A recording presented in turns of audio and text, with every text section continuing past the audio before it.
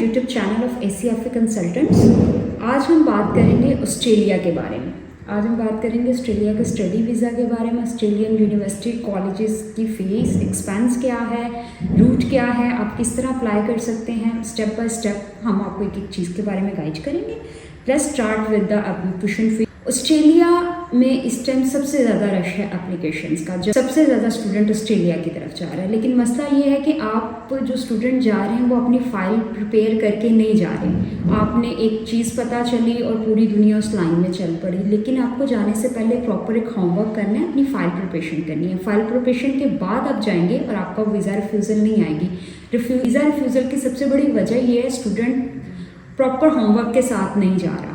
आपको पता चला, आप बस गए और आपने फ़ौरन से चीज़ें ली और अप्लाई कर दिया। एक प्रोसेस में जाने के लिए आपको पूरा उसको स्टडी करना पड़ता है। फॉर एग्जांपल, अब ऑस्ट्रेलिया में अगर तो आप जाते हैं किसी कॉलेज के लिए, कॉलेज की नॉर्मली जो फ़ी है वो है 15,000 to 20,000 डॉलर्स में, जबकि यूनिवर्सिटी जो फ़ी है इस टाइम ऑस्ट्रेलिया की नॉर्मल यूनिवर्सिटी फ़ी भी जो है वो है 25 से 30,000 के बीच में फ़ी है।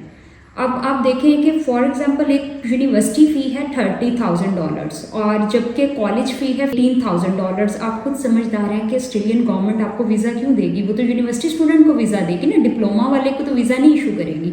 इसलिए जब भी आप ऑस्ट्रेलिया या किसी भी कंट्री के लिए अप्लाई करें, पहले प्रॉपर होमवर्क करें, रिसर्च वर्क करें, फिर चाहे आप किसी कंसल्टेंट के पास जा रहे हैं या आप खुद अप्लाई करें, होमवर्क के साथ जाके अप्लाई करें। एक चीज़ की यूनिवर्सिटी फ़ी जो है नॉर्मली जो ऑस्ट्रेलिया की, चाहे पब्लिक सेक्टर यूनिवर्सिटी है चाहे प्राइवेट सेक्टर यूनिवर्सिटी है, इसमें जो साइंसेस के सब्जेक्ट्स हैं उनकी फ़ीसेस ज़्यादा है, बिजनेस की, अकाउंटिंग, ह्यूमैनिटीज़ की फ़ीसेस कम है। अब जो साइंस सब्जेक्ट है उसकी फ़ी जो एनुअल फ़ी है वो है अप टू 30,000 to 40,000 डॉलर्स, जबकि जो बिज़नेस के प्रोग्राम्स हैं या कुछ यूनिवर्सिटीज़ हैं, चंद एक जैसे फेडरेशन, चंद एक यूनिवर्सिटीज़ हैं जिनकी फ़ीसेस फॉल कर रही हैं $30,000 तक। ये एनुअल फ़ी है अंडर ग्रेजुएट प्रोग्राम की। अब हम जैसे आगे चलते हैं कि ट्यूशन फ़ी पे बात आ गई। अब ऑस्ट्रेलिया की mostly universities application fee charge करती हैं। अब आपने एक होमवर्क नहीं किया, आप डायरेक्ट एप्लीकेशन की तरफ चले गए हैं, आपने एप्लीकेशन फ़ी भी पे कर दी, वो $100 से $150 तक फ़ी है। आपने फ़ी भी पे कर दी और आपको ऑफ़र लेटर भी नहीं आता। अगर ऑफ़र लेटर आ गया तो आपने इतना एक्सपेंस कर लिया, आपका वीज़ा नहीं लगा। उसकी रीज़न ये है कि आपने प्रॉपर काम नहीं किया। आप ये देखें, आप जा रहे हैं, आपका गैप कितना है, लास्ट स्टडी के बाद अपना गैप देखें।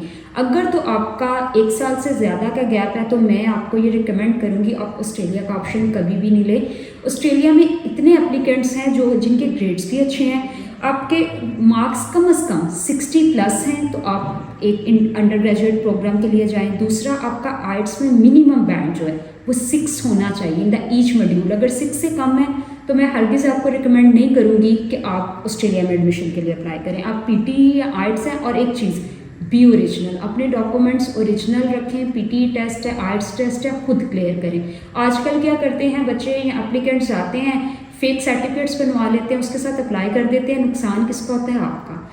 देखिए, उनको भी फ़ौरन से पता चल जाता है। आपने जब इंटरव्यू में बैठना है वहीं से पता चल जाएगा स्टूडेंट कितना कॉम्पिटेंट है, ये खुद टेस्ट क्लियर भी कर सकता है कि नहीं। एक चीज़, दूसरी चीज़ की तरफ आ जाए, SOP बहुत इंपॉर्टेंट होता है। आप कहीं पे भी अप्लाई करते हैं, आप किसी कंट्री के लिए अप्लाई करते हैं, किसी भी यूनिवर्सिटी के लिए अप्लाई करते हैं, इसलिए हमेशा कोशिश किया करें कि SOP खुद राइट करें, क्योंकि SOP उसमें 3 सेक्शन होते हैं। आपकी पर्सनल इन्फॉर्मेशन होती है, मतलब आपका बैकग्राउंड के बाद आपने लिखना होता है अपना स्टडी, आप क्या स्टडी कर रहे हैं और क्यों कर रहे हैं, रीज़न बतानी होती है कि आप ये कोर्स क्यों स्टडी कर रहे हैं और इस यूनिवर्सिटी से क्यों कर रहे हैं और इस कंट्री से करने की रीज़न, उसको डिफ़ाइन करना होता है। हम हमेशा स्टूडेंट को कहते हैं उसको जब भी डिफ़ाइन करें, कंपैरिजन करें। फॉर एग्जांपल, आप UK पहले कंट्री वाइज कंपैरिजन करें, UK, USA, कनाडा, ऑस्ट्रेलिया का कंपैरिजन बनाएं। उसके बाद आप अगर यूनिवर्सिटी में स्पेसिफिक यूनिवर्सिटी आपने चूज़ की है, अब वही यूनिवर्सिटी आपने क्यों चूज़ की है, 2-3 यूनिवर्सिटीज़ को सर्च करें, उसके बारे में पढ़ें और उसके साथ कंपैरिजन बनाएं। उसके बाद जो कोर्स ले रहे हैं उसके क्या बेनिफिट्स आपको फ्यूचर में मिल सकते हैं, इन चीज़ों को थोड़ा स्टडी करें, रिसर्च करें, उसके बाद SOP राइट करें। फिर आपने जो तीसरा मेन पोर्शन होता है फ्यूचर प्लान्स का। अपने फ्यूचर प्लान में हमेशा आपने ये मेंशन करना है कि आपने स्टडी के बाद वापस आना है, क्योंकि ये चीज़ ज़रूरी है मेंशन करना कि ये कोर्स आपके कैरियर को बूस्टअप कर सकता है। आपके मुल्क में इस फील्ड के लोगों की कमी है, आप इसलिए ये कोर्स चूज़ कर रहे हैं, ये करने के बाद आप वापस अपने मुल्क में आएंगे। ये आपने अपना SOP खुद राइट करना है, किसी कंसल्टेंट या किसी पे नहीं छोड़ें। देखिए कोई लिखेगा वो इस तरह नहीं लिख सकता जिस तरह आप खुद लिख सकते हैं। थोड़ा सा रिसर्च वर्क अपने बैकएंड पे करें और उसको खुद राइट करें। SOP और उसके बाद गैप, अगर आपका 1 साल का गैप है, आप कोशिश करें उस गैप को किसी डिप्लोमा कोर्स के साथ, क्योंकि इंटर के बाद कोई एक्सपीरियंस लेटर मैटर नहीं करता। इंटर के बाद ना तो हमारे यहाँ कोई इतनी स्किल होती है कि स्टूडेंट इंटर के बाद जाके कोई जॉब कर ले, इसलिए मैं कभी भी इस चीज़ को नहीं कहूँगी कि आप एक्सपीरियंस लेटर लगाएं। मैं ये कहूँगी कि आप एक्सपीरियंस लेटर से बेटर है कोई डिप्लोमा कोर्स, कोई IT कोर्स, कोई 6 मंथ्स का, 8 मंथ्स का, 1 ईयर कोर्स अटैच कर दें, आपका गैप फुल कर ले। लेकिन अगर आप 1 ईयर से ज़्यादा का गैप है तो उसको जस्टिफाई करना आपके लिए मुश्किल हो जाएगा।